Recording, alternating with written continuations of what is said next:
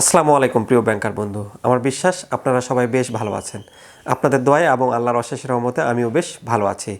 আমি লিমন সরকার, প্রভাষক 36তম বিসিএস, হিসাব বিজ্ঞান বিভাগ, নওগাঁ সরকারি কলেজ, নওগাঁ। আজকে banking diploma GIBB accounting for financial সার্ভিসের একটা গুরুত্বপূর্ণ থিওরি নিয়ে আলোচনা করব। আপনারা জানেন যে ব্যাংকিং ডিপ্লোমায় 5 নম্বর হচ্ছিল 50।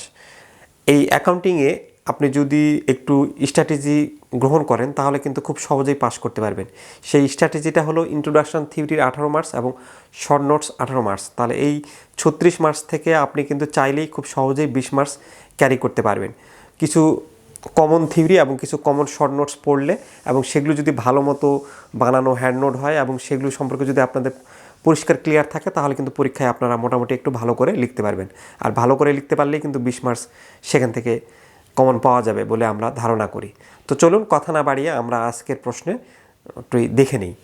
আজকে আমরা যে প্রশ্নটা আলোচনা করব মূলত হিসাব বিজ্ঞান তথ্যের গুণগত বৈশিষ্ট্যগুলো বর্ণনা করো অথবা describe the qualitative characteristics of accounting information, যেটা আমাদের পরীক্ষায় এসেছে নভেম্বর 2018, জুলাই 2018 এবং জুন 2015।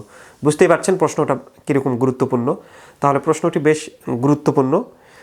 আমরা চলুন প্রশ্নটা দেখি কি বলা আছে।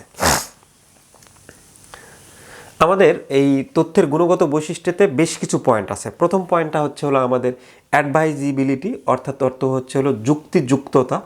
আমরা যে এই হিসাব বিজ্ঞানের যে ইনফরমেশানগুলো প্রিপেয়ার করব সেই বিভিন্ন ইনফরমেশানগুলোর মধ্যে প্রাসঙ্গিক পার্থক্য থাকতে হবে, যেন আমরা ডিসিশান নিতে যাওয়ার সময় এই পার্থক্যের উপর বেস্ট করে একটা সঠিক ডিসিশান নিতে পারি। আমাদের দ্বিতীয় পয়েন্টটা যেটা হচ্ছে হলো রেলিভেন্সি, সঙ্গতিপূর্ণতা। সঙ্গতিপূর্ণতা বলতে আপনারা জানেন যে আমরা অ্যাকাউন্টিংয়ে বিভিন্ন ধরনের স্টেটমেন্ট তৈরি করি, যে আমরা বছর শেষে গিয়ে ইনকাম স্টেটমেন্ট, ওনার সিকিউরিটি স্টেটমেন্ট, তারপর ক্যাশ ফ্লো স্টেটমেন্ট, এরকম বিভিন্ন ধরনের স্টেটমেন্টগুলো তৈরি করি, যার মাধ্যমে আমরা কোম্পানির সম্পদ, দায়, আয়, ব্যয়, আর্থিক অবস্থা এগুলো সাধারণত তুলে ধরি। তো এই যে আমরা যে ইনফরমেশানগুলো ইউজ করছি এই ইনফরমেশানগুলোর মধ্যে যেন মানে সঙ্গতি থাকে এবং সেগুলো যেন একটা নির্দিষ্ট আমরা নিয়ম মেনে, আন্তর্জাতিকভাবে যে আমাদের নিয়মগুলো দেওয়া আছে সেই নিয়মগুলো মেনে আমরা করে থাকি। তাহলে কি হবে? তাহলে আমাদের তথ্যের মধ্যে একটা সঙ্গতি থাকবে, তথ্যগুলো এলোমেলোভাবে আমরা উপস্থাপন করব না এবং এই তথ্যগুলো যারা ইন্টারনাল ইউজার এবং এক্সটার্নাল ইউজার আছে তাদেরও বুঝতে এর ফলে সুবিধা হবে। এরপর বলছি আমরা কম্প্যারেবিলিটি, তুলনাযোগ্যতা। কম্প্যারেবিলিটি, তুলনাযোগ্যতা বলতে বোঝাচ্ছি যে এক বছরের ফিনান্সিয়াল স্টেটমেন্টের সাথে আরেক বছরের ফিনান্সিয়াল স্টেটমেন্টের তুলনা, অথবা আমাদের এক কোম্পানির ফিনান্সিয়াল স্টেটমেন্টের সঙ্গে আরেক কোম্পানির ফিনান্সিয়াল স্টেটমেন্টের তুলনা।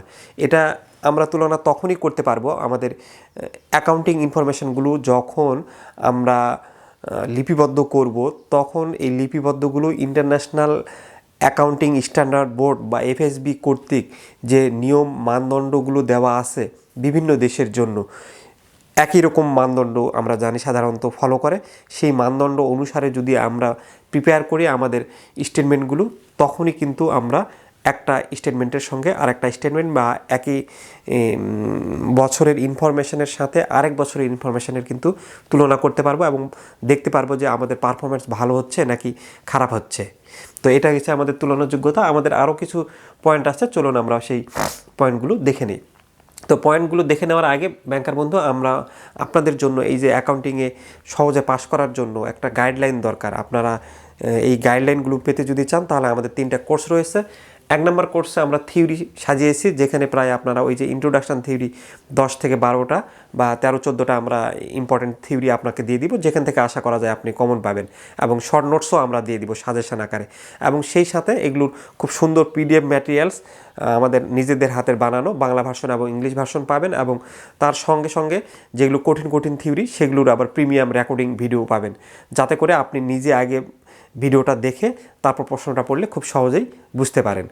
তো এটা আমাদের কোর্স নাম্বার 1। আমাদের কোর্স 2 রয়েছে। আমাদের কোর্স 2তে জিআইবিবির অ্যাকাউন্টিং 2তে আপনারা এই কোর্স 1-এর সব থিওরি এবং ভিডিওগুলো তো পাবেনই, তার সাথে আপনাদের যেগুলো ইম্পর্টেন্ট ম্যাথ চ্যাপ্টার, সেই ম্যাথ চ্যাপ্টারের উপর আমরা ভিডিওগুলো দিব। আপনারা নিজেরা সেই ভিডিওগুলো দেখে যদি কোথাও কোনো প্রবলেম হয় তাহলে আমাদেরকে বলবেন। এটা হলো আমাদের কোর্স 2-র বৈশিষ্ট্য।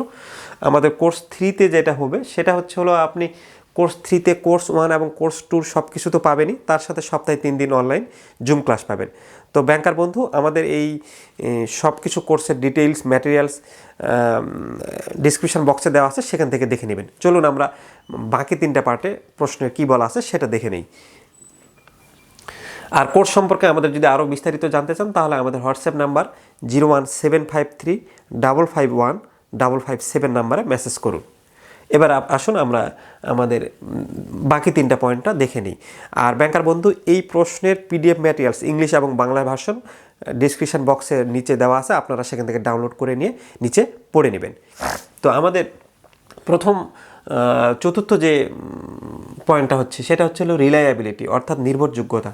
আমরা যে ইনফরমেশানগুলো কালেক্ট করব বা যে ইনফরমেশানগুলো আছে সেই ইনফরমেশানগুলোর উপর আমাদের ইন্টারনাল ইউজার এবং এক্সটার্নাল ইউজার যেন রিলায়েবল হতে পারে। আমাদের ইন্টারনাল ইউজার বলতে কি, ওই যে আমাদের মালিক, ব্যবস্থাপক এবং বাইরের সরকার, তারপর বিনিয়োগকারী, তারা যেন আমাদের ইনফরমেশনের উপর নির্ভর করতে পারে। তো ইনফরমেশনের উপর নির্ভর কখন করতে পারবে?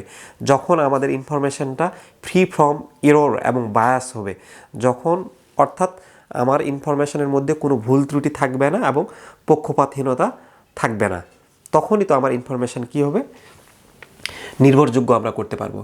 ভেরিফিয়েবিলিটি, যাচাইযোগ্যতা, মানে আমার ইনফরমেশনগুলো যখন আমি বিভিন্ন নিয়ম অনুসারে, বিভিন্ন অ্যাকাউন্টিং স্ট্যান্ডার্ড অনুসারে তৈরি করেছি, তখন এই ইনফরমেশনগুলো যদি বাইরের কোনো সেকেন্ড পার্টি বা থার্ড পার্টি, আমরা যখন অডিটর দ্বারা, নিরীক্ষক দ্বারা এই ইনফরমেশনগুলোকে যাচাই বাছাই করব, তো তারা যদি এই যাচাই বাছাই করতে গিয়ে দেখে যে ঠিক এইটা মানদণ্ডে উপস্থাপন করা হয়েছে, অর্থাৎ এটাকে কি করতে পারবে, সংশোধনযোগ্য বা পরীক্ষার যোগ্য এইটা আছে কিনা সেটা তারা পরীক্ষা করে দেখবে।